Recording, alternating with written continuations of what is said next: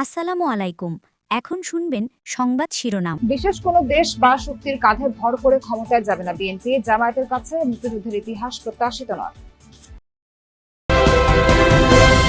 জোড়াই পথে আর কাউকে ক্ষমতায় যেতে দেয়া হবে না, হুঁশিয়ারি জামায়াত আমিরের। ভোটের দিন কেন্দ্র দখলের চেষ্টা হলে প্রতিহত করবে। রাজধানী সহ সারা দেশে নির্বাচনী প্রচার তুঙ্গে, এলাকার উন্নয়ন সহ দিচ্ছেন নানা প্রতিশ্রুতি। শান্তিপূর্ণ পরিবেশে হবে ভোট, আশা ভোটার।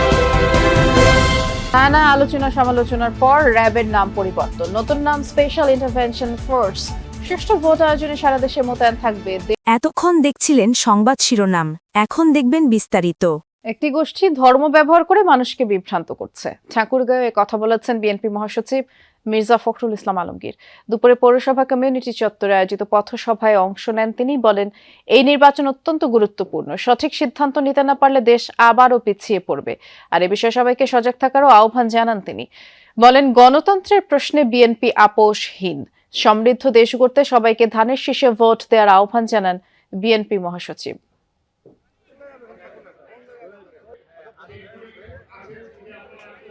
ভোটের সময় মানুষ বিভিন্নভাবে মানুষকে বিভ্রান্ত করে। আমরা কাছের লোক থেকে জিততে ভুল বুঝাই যায় বিভিন্নভাবে। দুর্ভাগ্যজনকভাবে আমাদের ঠাকুরগাঁও সেই কাজটা হচ্ছে। এখানে ধর্মকে ব্যবহার করে মানুষকে বিভ্রান্ত করার চেষ্টা করা হচ্ছে। বিশেষ কোনো দেশ বা শক্তির কাঁধে ভর করে ক্ষমতায় যাবে না বিএনপি। দলটির এই অবস্থান স্পষ্ট করে চেয়ারম্যানের পররাষ্ট্র বিষয়ক উপদেষ্টা হুমায়ুন কবির বলেছেন, ভারত বা অন্য কোনো দেশকে ইমপ্রেস করার নীতি নেবেন না তারা। জানালেন, সরকার গঠন করতে পারলে জনগণকে না জানিয়ে কোনো রাষ্ট্র বা বিদেশি কোম্পানির সাথে চুক্তিও করা হবে না। দাবি, ভারত পাকিস্তানের মতো গোয়েন্দা সংস্থা নির্ভর নয়। আগামীর বাংলাদেশের কূটনৈতিক সিদ্ধান্ত নেবেন রাজনীতিকরা। বিএনপির যুগ্ম মহাসচিব ও চেয়ারম্যানের পররাষ্ট্র বিষয়ক উপদেষ্টার সাথে কথা বলেছেন আমাদের সহকর্মী মাহফুজ মিশু। দিল্লি নয়, পিন্ডি নয়, নয় অন্য কোন দেশ, সবার আগে বাংলাদেশ। সবার আগে বাংলাদেশ, মূলত এ বার্তা নিয়েই ভোটের মাঠে বিএনপি। সেখান থেকেই প্রশ্ন, সরকার গঠন করতে পারলে কূটনীতির অগ্রাধিকার কি হবে? দলটি বলছে, আলাদা কোনো দেশকে গুরুত্ব দেবে না তারা। কূটনীতির পথ চলা হবে বহুপাক্ষিক, সাথে স্থায়ী কোনো বন্ধু বা শত্রু নয়। দ্বিপাক্ষিক সম্পর্ক হবে পরিবর্তনশীল দেশের স্বার্থেই। Our foreign policy position will be based on the national interests of the people of Bangladesh. 5 আগস্টের গণ অভ্যুত্থানের পর থেকেই চরম টানাপোড়েনে ঢাকা দিল্লি সম্পর্ক। ভোটের পর এই সম্পর্ক কি স্বাভাবিক হবে?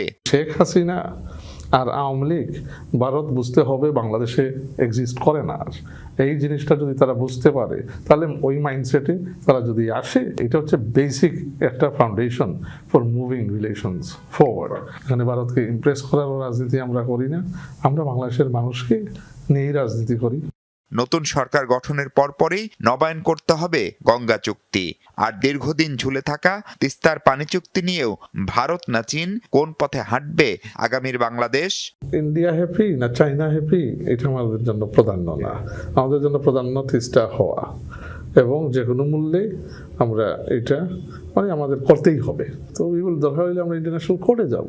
এই দাবি দেখে আমরা সরে আসবো না ওখানে। It is a top priority for us. বিশেষ কোনো শক্তি বা দেশের কাঁধে ভর করে যে ক্ষমতায় থাকা যায় না, সেটি 5 আগস্টের শিক্ষা বলে মনে করছে বিএনপি। কোনো পলিটিক্যাল ক্লাস বা পলিটিক্যাল স্টেক হোল্ডার যে বাংলাদেশকে একটি গোলাম রাষ্ট্র হিসাবে অন্যর উপর নির্ভরশীল করে রাষ্ট্র পরিচালনা করবে, ইট ডাজন্ট এক্সিস্ট। যদি কেউ চেষ্টাও করে, they will be thrown out. হাসিনার মতো মিস্টেক কেউ আর করবে না। It is a wake-up call to the political class of Bangladesh, এবং it will stand as an example of what can come if you misrule this country. যুক্তরাষ্ট্র, চীন বা ভারত যে কোনো সম্পর্কেই দেশের স্বার্থ প্রাধান্য পাবে দাবি করে বিএনপি ক্ষমতায় গেলে গোপন কোনো চুক্তির আশঙ্কা নাকচ করেন দলটির এই যুগ্ম মহাসচিব। ন্যাশনাল ইন্টারেস্টের ভিত্তিতে যে কোনো চুক্তি, এটা পার্লামেন্টে ডিসকাশন হবে। পার্লামেন্টে ডিসকাশন হওয়ার পরে it will be approved. is at the center. না, প্রশ্নই আসে না। পাকিস্তান সহ এ অঞ্চলের সব দেশের সাথেই স্বাভাবিক সম্পর্ক করতে চাইলেও কূটনৈতিক সিদ্ধান্ত রাজনীতিকদের হাতে ফেরানোর কথাও বলছেন Humayun Kabir. We need to get foreign policy out of the hands of agencies and move it to the politicians. Mahfuz Mishu, Jamuna news, Dhaka.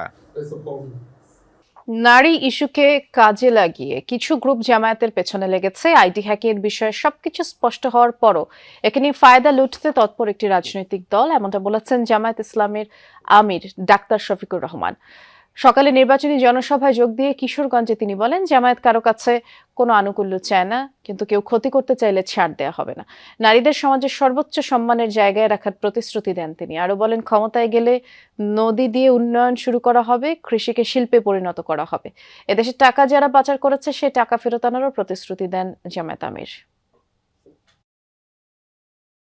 ID hack করে অত্যন্ত নোংরা মেসেজ সেখান থেকে দেওয়া হয়েছে।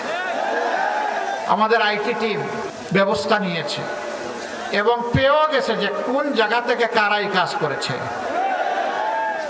আশ্চর্যের বিষয়, একটি রাজনৈতিক সংগঠন এই সব কিছু স্পষ্ট হওয়ার পরেও এইটা নিয়ে তারা এখন ব্যবসা করছেন। বন্ধুরা, মানুষ চিনে কে কাকে কিভাবে সম্মান করে। জনগণের ঠেলায় পড়ে বিএনপি এখন গণভোটে হ্যায়ের পক্ষে কথা বলছে। ময়মনসিংহে নির্বাচনী জনসভায় এমনটা বললেন জামায়াত আমির ডাক্তার শফিকুর রহমান। সার্কিট হাউস ময়দানে আয়োজিত জনসভায় তিনি বলেছেন, দেশের টাকা যারা বাইরে পাচার করেছে তাদের ঘুম হারাম করে দেবে জামায়াত। বেকার ভাতা, কৃষক ভাতা, ফ্যামিলি কার্ডের নামে একটি দল মিথ্যা প্রতিশ্রুতি দিচ্ছে বলেও অভিযোগ করেন জামায়াত আমির। বলেন, 11 দলীয় জোট ক্ষমতায় গেলে মা বোনেরা নিরাপদ থাকবে। দেশের মানুষ আর পুরনো রাজনীতি দেখতে চায় না। জনসভায় ময়মনসিংহ জেলার 11টি আসনের জোটের প্রার্থীদের পরিচয় করিয়ে দেন জামায়াত আমির। ভোট চান দলীয় প্রতীকে। আলহামদুলিল্লাহ, অনেকে এখন আস্তে আস্তে বলা শুরু করেছেন আমরাও হ্যাঁ। খেলার নাম বাবাজি। জনগণের খেলা এটা ভীষণ শক্তিশালী খেলা। এটা সাগরের উত্থাল ঢেউকে থামিয়ে দেয়। এরপরের ভোটটা কোথায় যাবে? যাদেরকে ভোট দিলে বাংলাদেশে আবার ফেসিবাদ ফিরে আসবে তাদেরকে ভোট দিবেন। রাজধানীতে নির্বাচনী প্রচার প্রচারণায় ব্যস্ত বিএনপির প্রার্থীরা। সকাল থেকেই রাজধানীর বিভিন্ন এলাকার পাড়া মহল্লায় গণসংযোগ করছেন তারা। ভোট চাইছেন ধানের শীষের পক্ষে। রাজধানীর পল্লবী এলাকায় প্রচারণা করেন ঢাকা 16 আসনের বিএনপি প্রার্থী আমিনুল হক। অভিযোগ করেন, জামায়াত ইসলামীর নেতারা অপপ্রচার চালিয়ে নির্বাচনী পরিবেশ অস্থির করার চেষ্টা করছে। জানান, কেউ যদি নির্বাচনকে ভিন্ন খাতে প্রবাহিত করার অপচেষ্টা করে তা বিএনপির নেতাকর্মী সমর্থকরা শক্ত হাতে দমন করতে প্রস্তুত। দিনভর